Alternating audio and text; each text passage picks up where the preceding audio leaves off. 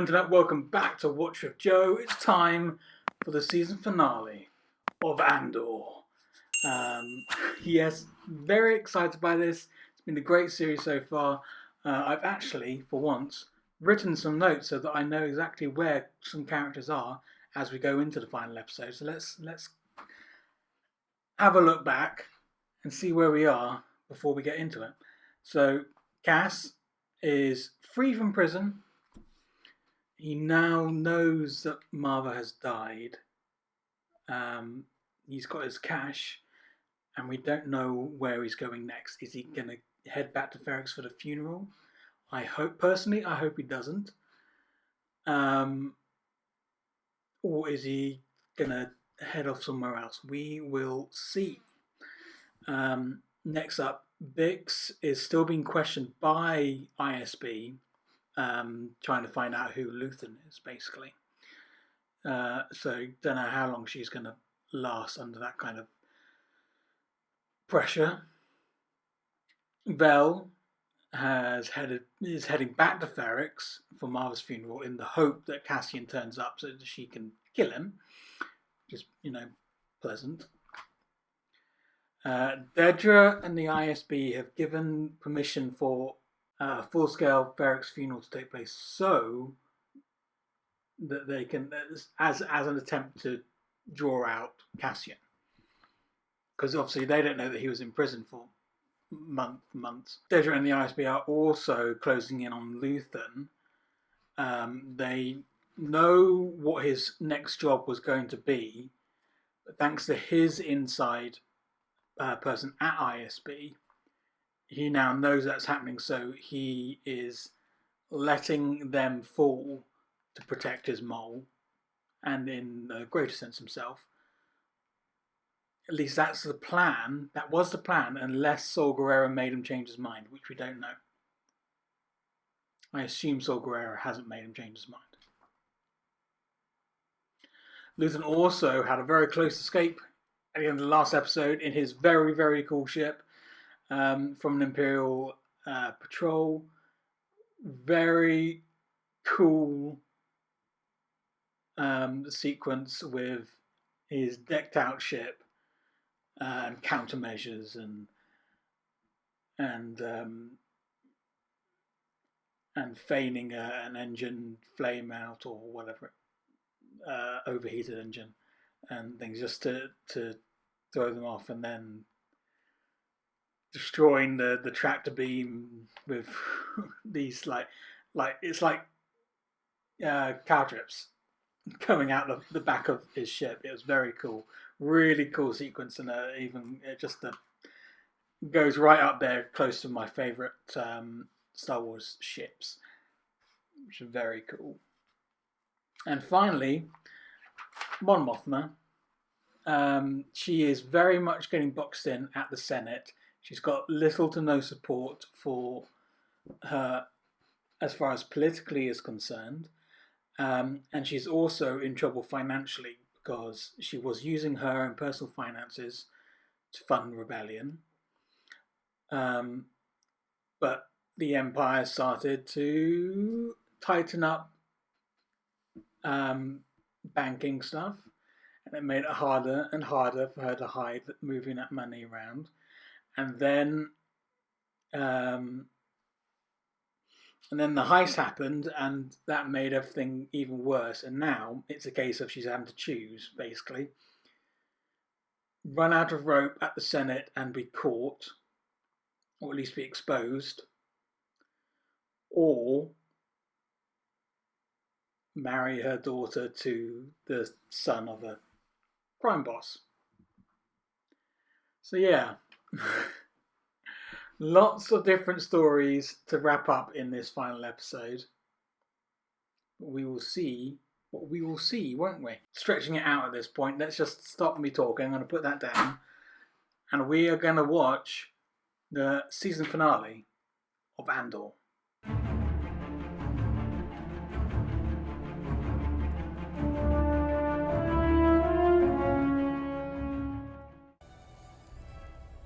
What are you making? Oh, that's such a cool shot. Oh no. Please don't come back, Cass. Why do I have a feeling this is a bomb and they're going to set it off at the funeral? You're gambling again. Oh.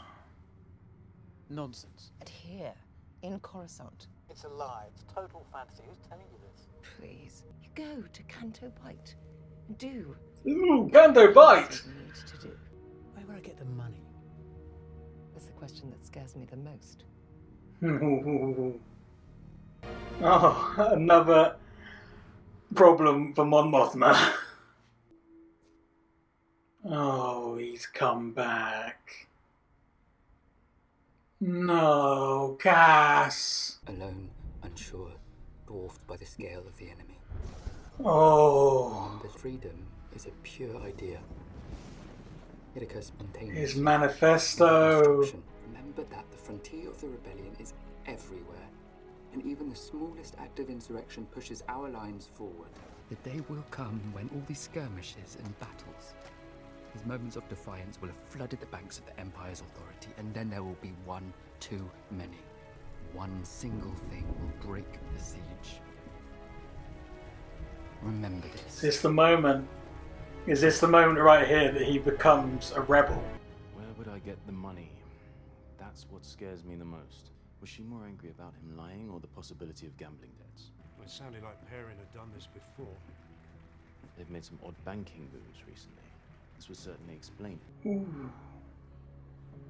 Could the gambling problem You can close out your Anto Krieger files. mask Money intact. Still counting the bodies. out It's over. They walked right into it. It was over before they started. Mon's financials? Prisoners. Not today. And the rebels have gone ahead with the plan and been wiped out.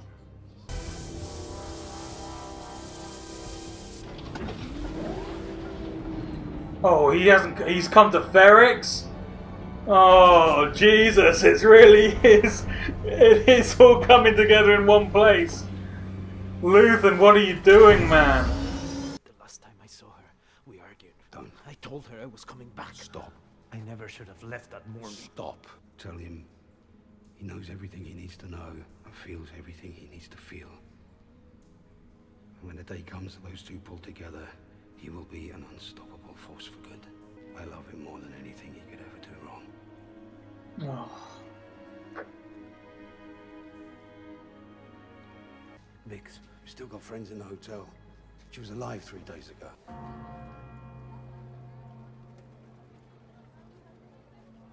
What's going on? They're going early?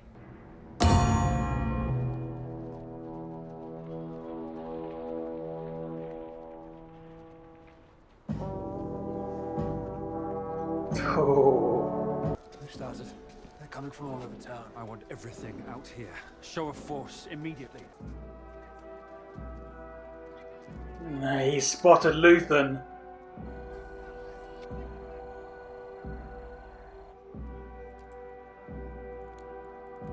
Which building? Across the street. I need 2 men. He's seen him. No, but he's sure he's there. We're wasting I've got a recon time. unit on the terrace up there. No. I need him alive. That's a lot more than the 30 they were supposed to get. What are we doing? We're wasting time. Oh. Someone's gonna make a mistake. I can feel it.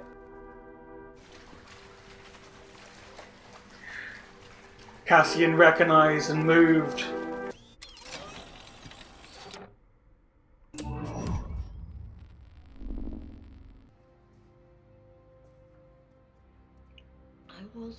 Cassian's in the hotel. He is going for Bix. This is insanity. In my waning hours, that's what comforts me most. But I fear for you. We've been sleeping. Fiona Shaw, you are awesome. The Empire is a disease that thrives in darkness. It is never more alive than when we sleep. This is so cool. It's easy for the dead to if I could do it again, I'd wake up early and be fighting these bastards from the start. Fight the Empire! No, that was all they needed. They needed an Imperial to go stupid.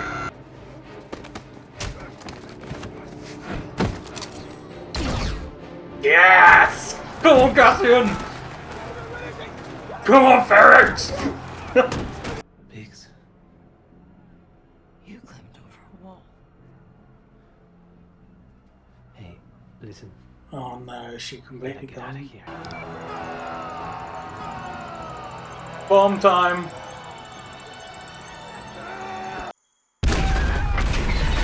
There it is! That's one hell of a chuck! Oh! Setting off all those munitions, all those grenades. Well, Luthen survived. It's time to run though, man.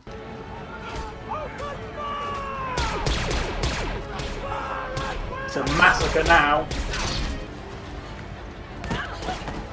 And what's going to happen to her? Cassian's just casually strolling out the front door.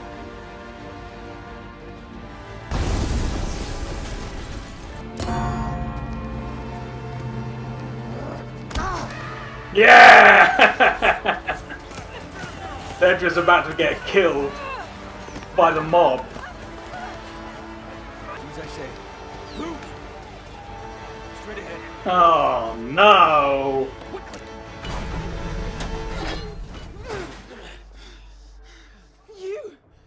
You were in trouble.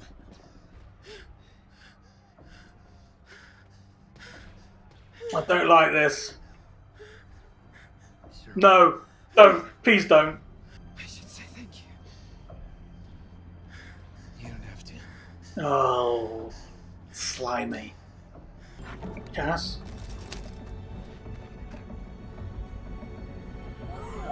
Cassian. Get it going! Sir.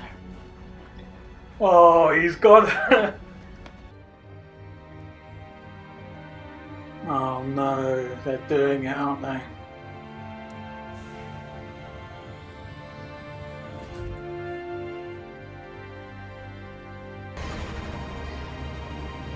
Is Cassian going to be waiting at the ship? Because he knows where Luthen parked last time. I assume he's going to go to that place.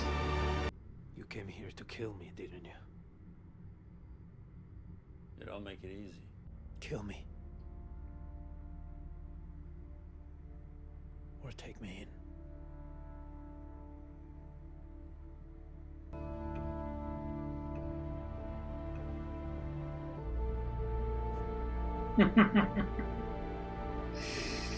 It's the moment.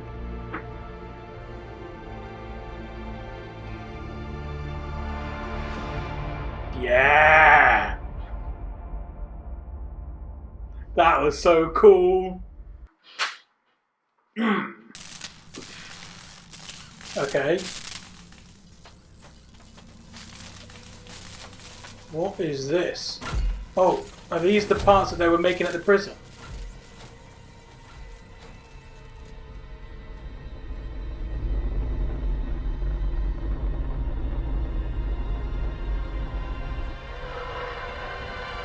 Oh, they were making parts for the Death Star. Of course they were. So that was the season finale of Andor, and what a finale it was. Gave me everything I wanted. Lots of first season story wrap up, plenty to see in season 2. Let's run it down. First off, I did forget to talk about Cyril in the intro, and yes, he did end up going to Ferrix, but I will come back to him later. So it all came to a head in Ferrix, at Ferrix, on Ferrix. On Ferrix is probably the correct one. I did not expect Luthen to be there. I expected him to leave it to Vel and to Cinta to kill Cassian. I am very thankful that he did turn up, because I think he was re-inspired by Marva's funeral speech, which is I don't know if that was just that she decided to do, or if that is I was kind of in the moment. I assume this is a thing that happens at Ferrix funerals, but her hologram speech, pre-recorded speech, was very cool. As I've been saying throughout the series, whenever she's popped up, Fiona Shaw, what a just wonderful performance again. I feel that Luthen was inspired by her speech, as was Ferrix, because her words motivated them and gave them the onus, and then that impetuous Imperial officer who obviously just wanted it. He never wanted the funeral to happen, and he wanted them to kill Cassian on sight. He didn't like not being in control of that moment, so he decided to try and stop the funeral, and that was the spark. Just like that. I just pulled my hair by accident. That spark right there at that moment, him trying to stop the funeral, was the moment that basically a riot broke out at a funeral. But it was exactly what was needed for Ferrix, and it also gave Cassian the cover he needed to break Bix out of the Imperial compound at the hotel. Very, very cool. And yeah, the whole final episode was very much Cassian is choosing. He has chosen his side, and he is a rebel. I love that they came back with the manifesto that he was listening to overnight, and maybe on his journey to Ferrix as well. I don't know, but that was very, very cool to see that, and hopefully, I believe that did inspire him. Dedra. Let's talk about Dedra for a moment. The way I'm reading this is a huge failure for Dedra, and this will put her in a poorer position at next season. By the situation of Ferrix going against them, they haven't got Cassian, they haven't got Luthen, and now the pull to a single location that they had before when Marva was alive is gone.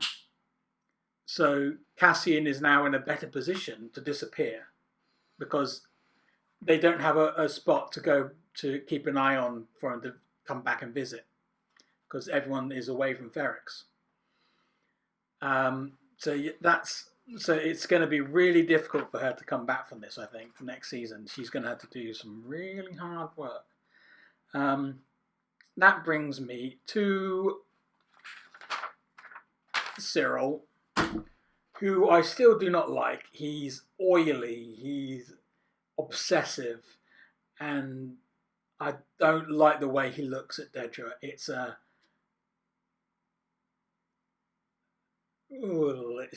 just makes me. I can't put a precise word on it. I mean, you could say lust, but it's not something. It's something more than that. It just makes me feel ill. Let's go to Mon. Now, here's something interesting I've just been thinking about. There was a conversation in the car. Mon is fairly sure that her driver is spying on her.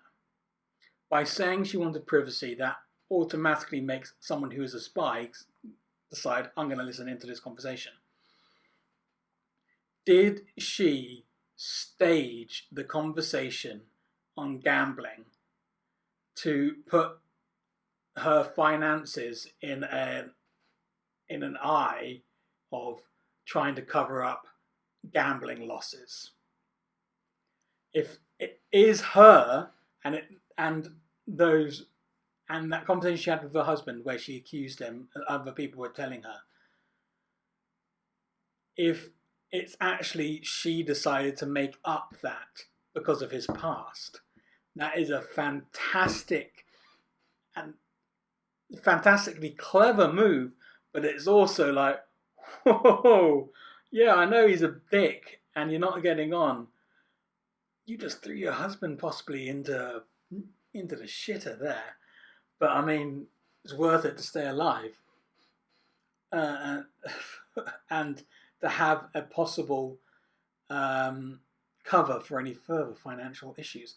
But at the end of the episode, we did see her introduce her daughter to the son of the crime lord. So it looks like she's doing that deal as well. But if that deal is discovered, it can go hand in hand with the gambling debt kind of story. So it actually works out really well. But I mean, it just shows that Mon has found her ruthless side, I suppose, which is probably a good thing to see at this point. But she lives to see another season in the Senate. And the last thing to talk about is the post-credit scene. Now, there was a couple of moments during the time in the prison where they're asking, what are we making this stuff for? What's it for? And now we know what it's for. It's part of the Death Star's weapons. It's part of the big ass cannon. It's part of the laser beam. It is the Death Star. And of course it's the Death Star. What else would they be doing all this secret work on? And wanting very quickly to make like really pushing them to make quickly. It's because they want that Death Star. But they're still years away from it getting blown up.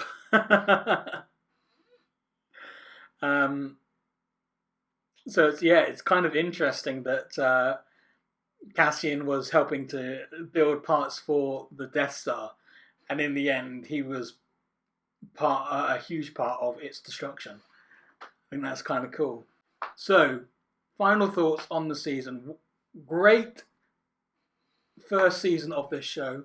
There are a couple of slow episodes, but in looking back, 2020, hindsight, whatever you want to say, I think that the slow episodes actually made the show work better because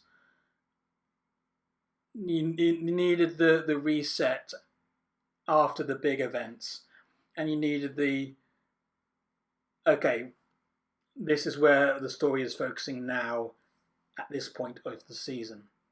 Because we basically got we got 4 arcs really in this show. We had the introduction arc, then we had the heist arc, and then we had the prison arc, and then we had the Ferrix arc, I suppose.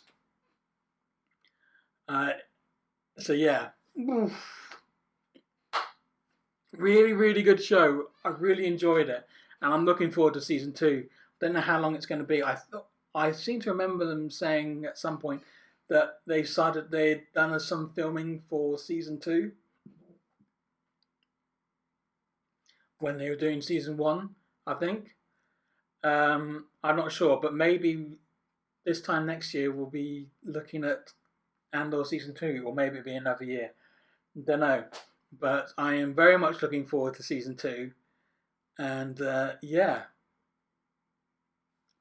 Good job, Star Wars. You did it again.